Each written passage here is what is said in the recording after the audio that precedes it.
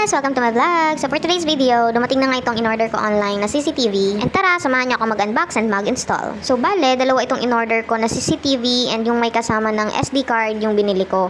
Yung isa 64GB, yung isa naman 256GB. So ito yung CCTV na Tapo yung brand. Tapos C200C. Full HD na rin ito. Ayan. So, andyan yung CCTV. Then, may kasama na din siyang, of course, yung saksakan niya. And may wall mount na rin ito. So, sa pag-setup naman ito, kailangan nyo lang pumunta ng Google Play Store and hanapin nyo lang yung Tapo app CCTV. So, makikita nyo yung app na TP-Link Tapo. Or pwede naman, i-scan nyo na lang yung QR code na makikita sa guide para direkta na kayo sa pag-install. So, once na-install nyo na yung app, so, kailangan nyo lang i-check itong confirm and accept and create a TP-Link ID. So, dito, ilalagay nyo lang yung email ninyo. Then next, and magsiset lang kayo dito ng strong password. Once nakaset na kayo ng password, click nyo lang yung sign up and check nyo lang ito, then confirm. Then, pupunta lang kayo doon sa email nyo para i-activate yung TP-Link ID. Ayan, so click nyo lang yung in-email sa inyo ni TP-Link and then lalabas dyan, click to finish registration. So, click nyo lang yun and then, ayan ang lalabas. Congratulations! Your TP-Link has been activated.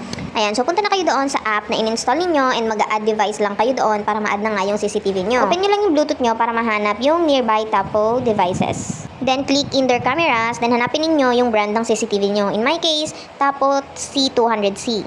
So, enable nyo lang yung location ninyo. Then, i-connect nyo lang yung Tapo device nyo sa pamamagitan pagpunta sa Wi-Fi settings. So, i-click nyo yan na may Wi-Fi na Tapo_com. Madadirect kayo dito and enter your password para nga makonect siya doon sa Wi-Fi din ninyo, yung internet. So, ayan, connecting na siya sa network ninyo and mag-prepare na siya doon sa Tapo device ninyo.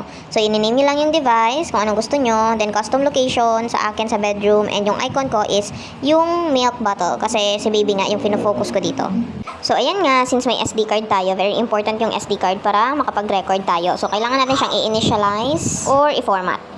Ayan, so 100% and format successfully na siya. So, marami pa dyan na magpa-prompt na kung ano-ano, i-discover nyo na lang. Ayan, so sa recording naman, kailangan ninyong i-set up yung continuous recording para tuloy-tuloy yung inyong pagre-record. Pwede din naman yung orange lang, which is yung detection recording lang. So, magre-record lang siya once may nare-record na detection.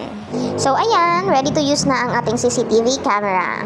So, very recommended guys, yung brand na to ng CCTV, which is Tapo. Kasi tingnan nyo naman, ang linaw-linaw niya talaga guys. So, kahit gabi, kahit walang mga ilaw, kitang-kita pa rin. So, ito nga, pinatay ko na yung lahat, as in lahat ng ilaw. So, sobrang dilim na ito, pero tingnan nyo, kitang-kita pa rin. So, ayan, kung gusto niya rin ng ganitong CCTV, ilalagay ko na lang yung link sa comment section or sa caption. Thank you for watching. Bye-bye!